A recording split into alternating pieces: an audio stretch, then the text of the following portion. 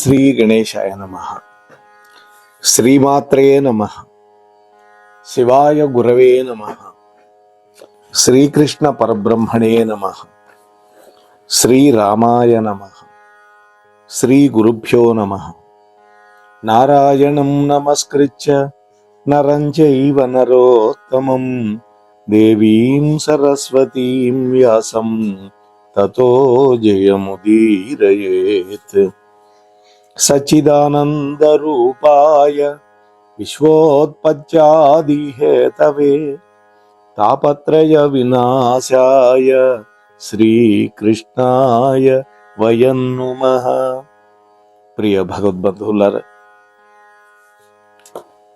Mohanavani channel ద్వారా శ్రీ నారాయణ భట్టతిరి ప్రణీతమైనటువంటి శ్రీ నారాయణీయ కావ్యంలో 44వ దశకానికి మిమ్మల్ని అందరినీ ఆహ్వానిస్తూ ఉన్నాను. ఇందులో భగవంతుడికి నామకరణోత్సవం. వాస్తవానికి సహస్రనామాలతోటి కీర్తింపబడే స్వామి. ఇప్పటికే మనం కృష్ణుడు అని చెప్పుకుంటున్నాం, కానీ కృష్ణనామం ఇంతవరకు పెట్టల. ఆ నామకరణ మహోత్సవం ఈ రోజున జరుపుకుందాం మనం. తను వసుదేవుండు ఏకత మనుప గర్గుండు జ్యోతిషాచార్యుడు వచ్చెను మీ ఇంటికి నిష్క్రియుండనబడు నీకెల్ల విధులు ననవుగా నడుపను. ఓ కృష్ణ,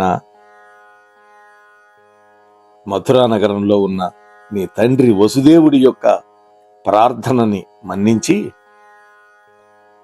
నిష్క్రియుడివైనటువంటి నీకు, అంటే ఎటువంటి కలాపాలు చేయక్కర్లేదు నువ్వు, అటువంటి నీకు ఒక మానవుడిగా అవతరించారు కాబట్టి స్వామి, నామకరణాది సంస్కారాలు చేయటం కోసం హోరాశాస్త్రము, జ్యోతిష్ శాస్త్రము, చక్కగా పరిపూర్ణమైనటువంటి జ్ఞానం కలిగినటువంటి గర్గాచార్యులు, మీ కుల పురోహితులు మీ ఇంటికి వచ్చారు. గర్గుడు యాదవుల యొక్క కుల పురోహితుడు. ఎప్పటివాడో ఎవడికి తెలియదు. నందనునికి ఉత్సవముల ఆనందముగా జరుపుడనుచు నందుడు వలికెన మందస్మిత సుందర వదనేందిరుడుగు యోగి బృంద వృందిష్టముని.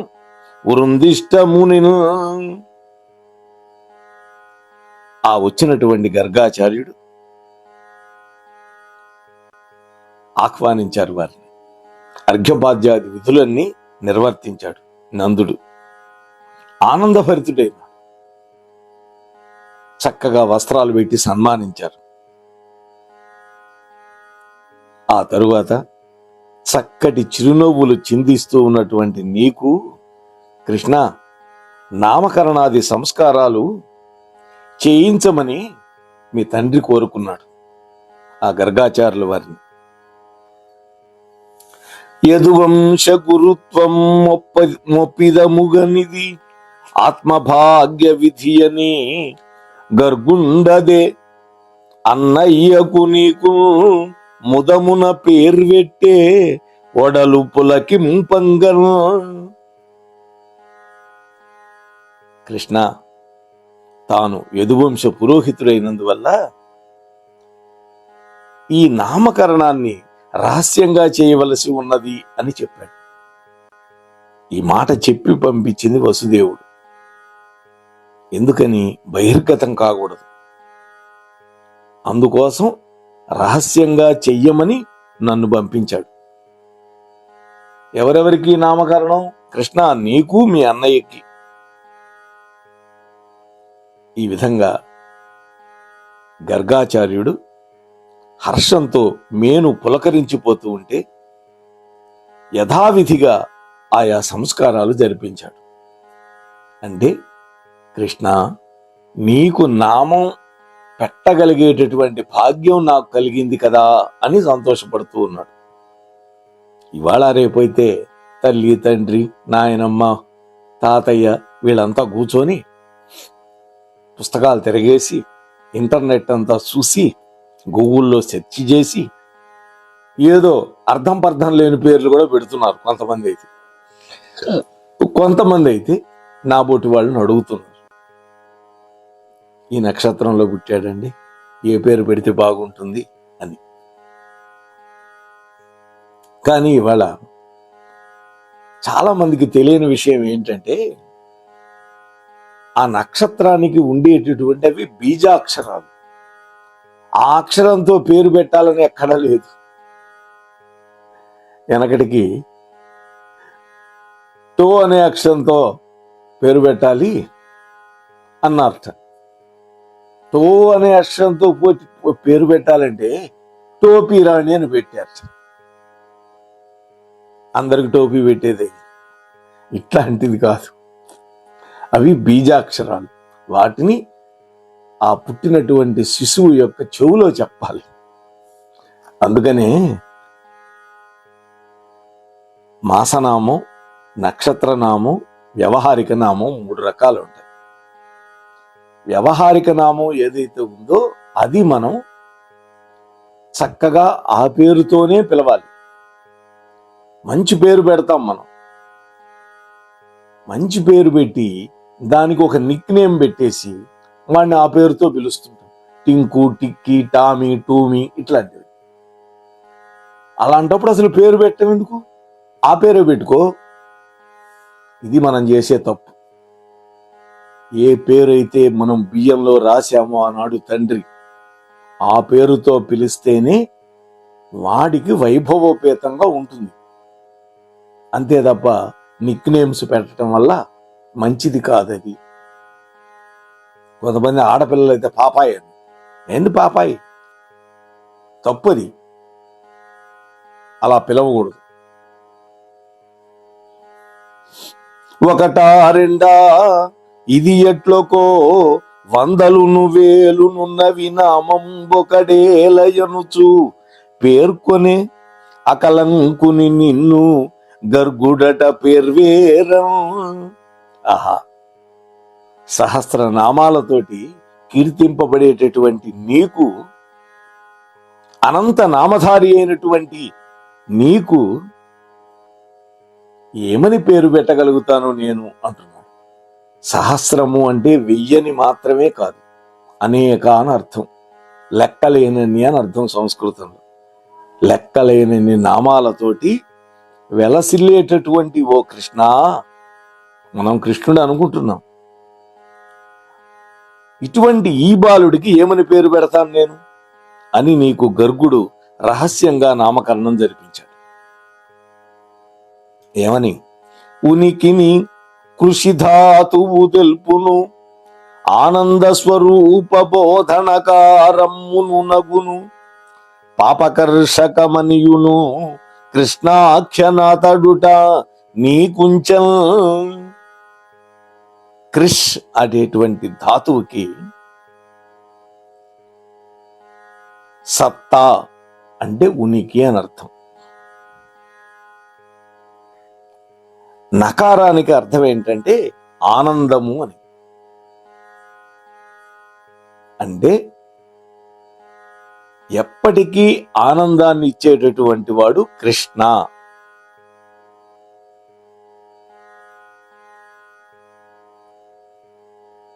ఈ రెండింటిని కలిపినప్పుడు కృష్ అనేటువంటి ధాతువుకి అణాకారం, అణా కలిపినప్పుడు కృష్ణ అని పేరు వచ్చింది. ఈ కృష్ణ నామం పరబ్రహ్మవాచకమైంది. నీ యందు పేరుకు తగిన అర్థాన్ని సంతరించుకుంది కృష్ణ. నిరతిశయమైనటువంటి ఆనంద స్వరూపుడు కృష్ణుడు. ఇంత ఆనందం ఇస్తాడని చెప్పలేము. ఆమె అపరిమితమైన ఆనందాన్ని ఇచ్చేవాడు కృష్ణుడు. లేదా జగత్తు యొక్క పాపాలను ఆకర్షించువాడు. కర్ష ఇతీతి కృష్ణ అని ఒక ఉత్పత్తి. కర్షణం అంటే ఆకర్షించడం. అంటే సమస్త లోకాలలో ఉండేటటువంటి పాపాలని ఆకర్షించేవాడు. ఆకర్షించి ఏం చేస్తాడు? తీసేస్తాడు. అంటే కృష్ణ అనే నామాన్ని ఎవడైతే పట్టుకుంటాడో వాడి యొక్క పాపాలన్నీ తీసేస్తాడు. అందుకని ఇవన్నీ ఆలోచించి గర్గాచార్యుడు నీకు కృష్ణుడు అని పేరు పెట్టాడు.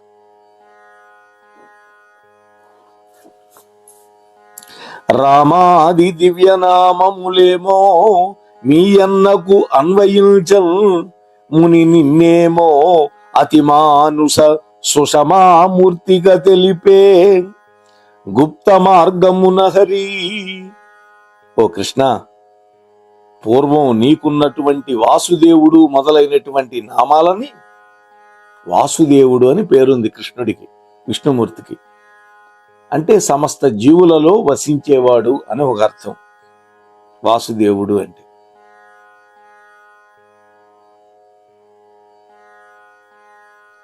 సమస్త జీవులు తానే అయినటువంటి వాడు. ఈ రెండు వాసుదేవ శబ్దానికి అర్థాలే. అటువంటి దివ్యమైన నామాలను నీ పట్ల అన్వయించుకుంటూ అతిమానుష ప్రభావుండు అయినటువంటి నిన్ను కృష్ణ సాక్షాత్తు విష్ణుమూర్తివని వెల్లడి కాకుండా ఉండడం కోసం జాతక దృష్టితో మీ తండ్రికి ఆయా నామాల యొక్క అర్థాలని సమన్వయించి గర్గాచార్యుడు వివరించి చెప్పాడు ఆనాడు కృష్ణ. ఇక్కడ వాసుదేవుడు అనే దానికి ఇందాక చెప్పుకున్నటువంటి అర్థంతో పాటుగా వసుదేవుడి యొక్క కుమారుడు వాసుదేవుడు అనేటువంటి అభిప్రాయం కూడా నిగూఢపరిచాడు ఆచార్యుడు ఇక్కడ. అంటే బయటకు అర్థమయ్యేది ఏంటి? వసుదేవుడు కొడుకు కాబట్టి వాసుదేవుడు అన్నారు అనుకున్నారు అందరూ. కానీ అసలు అర్థం అది కాదు, లో అర్థం వేరే ఉంది. ఏమిటి? సర్వదేవతలు ఈ మహాత్ముడి యందు వసిస్తారు. ఇది నిగూఢమైన అర్థం. కాబట్టి ఇటువంటి అభిప్రాయాన్ని కూడా నిగూఢపరుస్తూ ఆచార్యుడు గొప్ప ఋషి కాబట్టి గర్గాచార్యుడు ఋషిశ్చకిల దర్శనాత్ అంటే అతీంద్రియమైనటువంటి ద్రష్టలు ఋషులు. అంటే ఇంద్రియాలతోటి మాత్రమే మనం తెలుసుకోగలుగుతాం. కానీ ఋషులు అలా కాదు, ఇంద్రియాల యొక్క ప్రమేయం లేకుండా వాళ్ళు తెలుసుకోగలుగుతారు. వాళ్ళు దివ్యజ్ఞాన సంపన్నులు. ఈ విధానాన్ని రూఢీపరచడం కోసం సకల నిష్కల రూపాన్ని ఎరిగినవాడు కాబట్టి నీ గురువు ఉభయ విధంగా సార్థకమయ్యేటట్టుగా నీకు నామకరణం చేశాడు కృష్ణ అని. శ్రీహరి నీ పాపనితో స్నేహముగని నరుడు మాయచే శోకముచే మోహముగనడు, వానికి ద్రోహమనరించినతడు తోన నశించు. ఎవడైతే నీ యొక్క పుత్రుడితో స్నేహం జరుపుతాడో, గర్గాచార్యుడు ఈ మాటలు నందుడితో చెప్తున్నాడు. ఓ నందమహారాజా, ఎవడైతే నీ పుత్రుడి ఎడ స్నేహభావం చూపుతాడో అతడు మాయా నిమిత్తములైనటువంటి శోకాలను అనుభవించడు అన్న. అంటే ఇక్కడ స్నేహం అంటే భగవంతుడి యొక్క నామాన్ని పట్టుకొని జపించటమే, అదే స్నేహం. నీ పుత్రుడికి ఎవడు ద్రోహం చేస్తాడో వాడు నశించిపోతాడు. అంటే వాడు సంసారం అనేటువంటి సాగరంలో పడి మునుగుతూ తేలుతూ పుడుతూ చస్తూ ఈ జన్మ పరంపరలో ఇరుక్కుంటాడు అని కృష్ణ నీ అద్భుతమైన జాతకాన్ని గురించి గూఢార్థంగా ఆ ఋషివర్యుడైనటువంటి గర్గుడు నీ మహాత్మ విశేషాలన్నీ కూడా ఆనాడు మీ తండ్రికి చెప్పాడు కదా. గెలుచుందైత్యుల ఇంకా ఏమేం చేస్తాడో చెప్తున్నాడు పెద్ద అయిన తర్వాతే కాదు, బాల్యంలోనే చేశాడు పరమాత్మ. గెలుచును దైత్యులు గోత్రము నిలుపు నిర్వాణ పదము నీడల శత్రులను గొలుపు విమల యశమ్ముల అలగుండని నీ విభూతులముని పలికను. అంతేకాదు ఈ బాలుడు అనేక మంది రాక్షసులను జయిస్తాడు. దైత్యులు అంటే దితిపుత్రులు. తన బంధులోకాన్ని విమలమైనటువంటి స్థానాన్ని అందిస్తాడు. తన బంధువులకి అద్భుతమైనటువంటి స్థానాన్ని అందిస్తాడు వాళ్ళకి. అంటే నిష్కలమైనటువంటి బ్రహ్మభావంలో వాళ్ళని తీసుకువెళ్తాడు. అంటే మోక్షం కలిగిస్తాడు. లోకము పాపహరములైనటువంటి ఇతడి యొక్క యశోగానములను వినగలుగుతుంది. భగవంతుడి యొక్క కీర్తి ఈ ప్రపంచం యొక్క నలుదెసలా వ్యాపిస్తుంది అంటున్నాడు. ఆ విధంగా నీ వైభవం అంతా కూడా ఆ గర్గాచార్యుడు మీ తండ్రి గారికి చెప్పాడు.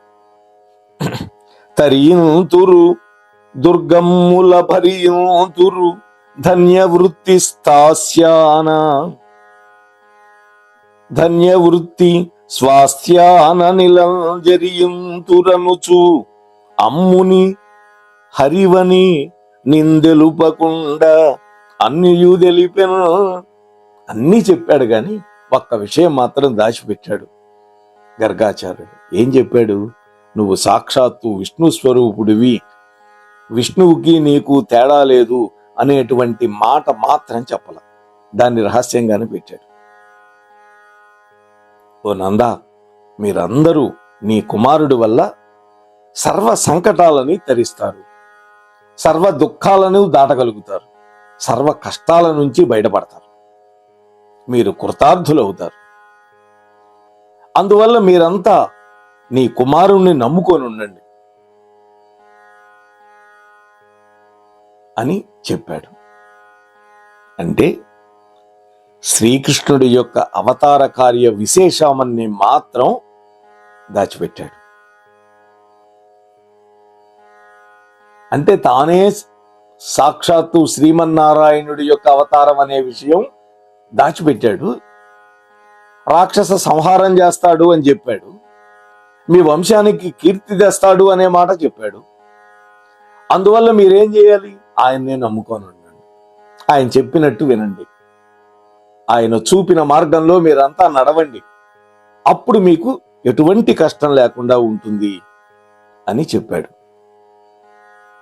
గర్గాచార్యులు చనిరి అపవర్గద నందాది సకల బంధువులు సుహృద్వర్గమ్ములు నీతో సంసర్గమ్ముల అలరిరి అట్లు సాకుము కృష్ణ.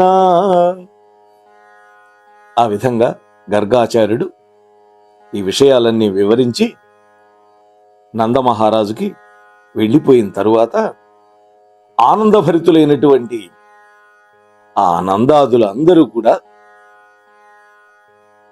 ఓ కృష్ణ, నిన్ను అభినందించారు, నిన్ను ఆనందంగా ముద్దులాడారు.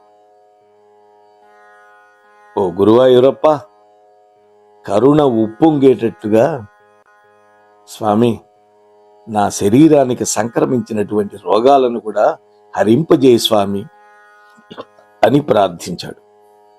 రేపటి రోజు బలరాముడు కృష్ణుడు చేసినటువంటి అద్భుత లీలలేంటో రేపు చూద్దాం. అంతవరకు ఈ ఛానల్ సబ్స్క్రైబ్ చేయకపోతే చేసి మీతో పాటు మరికొంతమందిని కూడా సబ్స్క్రైబర్లుగా మార్చండి. అంశం మీకు నచ్చితే ఒక లైక్ ఇచ్చి మీ కామెంట్ కూడా పెట్టండి. 10 మంది బంధుమిత్రులకి షేర్ చేయండి. హైప్ అనే బటన్ ఉంటుంది, అది నొక్కితే మరింత మందికి ఈ వీడియో వైరల్ అవుతుంది అని మీతో సవినయంగా మనవి చేస్తూ మళ్ళా మనం రేపు కలుసుకుందాం. అంతవరకు స్వస్తి సర్వేషాం. మన మోహనవాణి కార్యక్రమాలు మీకు నచ్చినట్లయితే వెంటనే ఒక లైక్ చేయండి, అలాగే కామెంట్ చేయండి, ఎక్కువ మందికి షేర్ చేయండి. సబ్స్క్రైబ్ చేసుకోకపోతే వెంటనే మన ఛానల్కి ఇప్పుడే సబ్స్క్రైబ్ చేసుకోండి. ధన్యవాదాలు.